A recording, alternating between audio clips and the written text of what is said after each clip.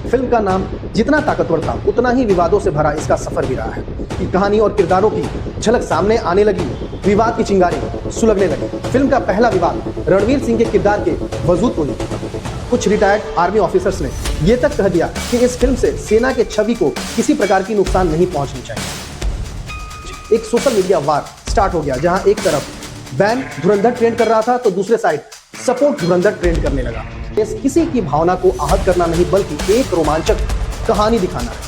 हर साथ विवादों की लहर भी और तेज हो जाती है। जो बातें रिलीज से पहले अटकलों तक सीमित थी वे अब हम एक्स के नाम से जानते हैं, फेसबुक और ट्विटर पर धुरंधर कंट्रोवर्सी ट्रेंड करने लगा। फिल्म में खुफिया मिशन पाकिस्तानी विश्लेषकों और यूट्यूब चैनलों ने इसे एंटी पाक नैरेटिव करार दिया। दूसरी ओर कुछ लोगों ने यह भी कहा कि ये वीडियो बहुत इंटरेस्टिंग होने वाला है, इसलिए वीडियो को बिना स्किप किए हुए कृपया करके पूरा देखें।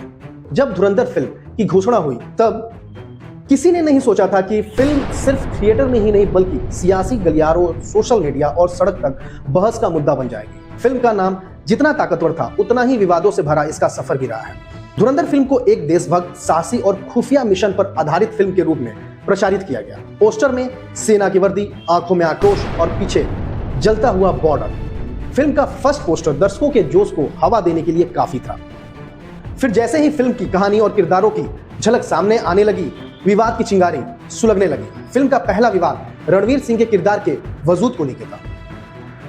फिल्म पर आरोप लगे और फिल्म के निर्देशक आदित्य धर से इनडायरेक्टली पूछा गया कि क्या इसका मुख्य किरदार किसी वास्तविक सैन्य अधिकारी या किसी खुफिया एजेंसी से जुड़े किसी व्यक्ति से प्रेरित है।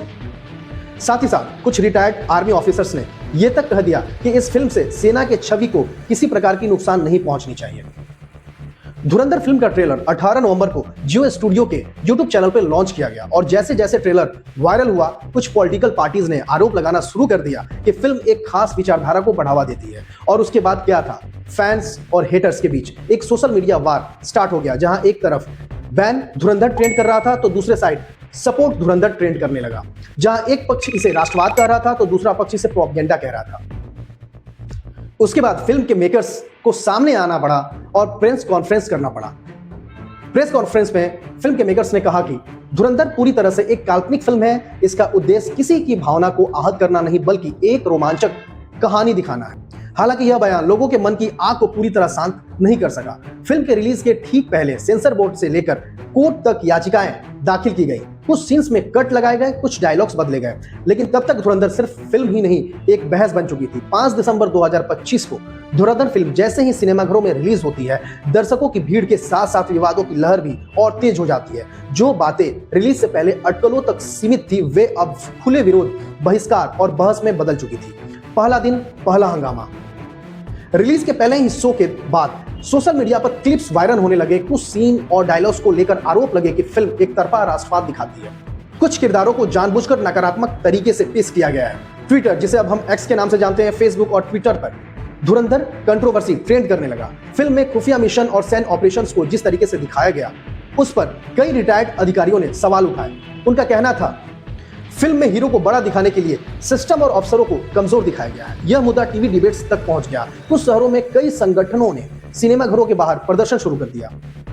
कई जगहों पर पोस्टर फाड़े गए, कुछ जगहों पर फिल्म को रद्द कराने की मांग की गई। वहीं दूसरी ओर फिल्म के समर्थकों ने इसे अभिव्यक्ति की स्वतंत्रता पर हमला बताया।